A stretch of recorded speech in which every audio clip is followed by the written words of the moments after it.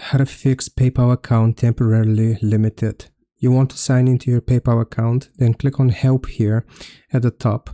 Once you select help, we're going to use the search bar to search for account limited, and you want to press on the magnifying glass. Now from here, why is my PayPal account limited? We want to click on this first article. Here you will see that there are some different reasons for account limitations. If there are requirements to regulate it, unauthorized use, acceptable use policy, risk activity, inactive accounts. So basically, there are a bunch of different reasons why you might have your account limited. So you want to click on Go to Resolution Center here, and it's going to show you what steps you need to take in order to unlimit your account or to remove the limit here. So you can also click on the bell icon in the top right in order to see all of the notifications and inbox here if you are on what different steps you need to take.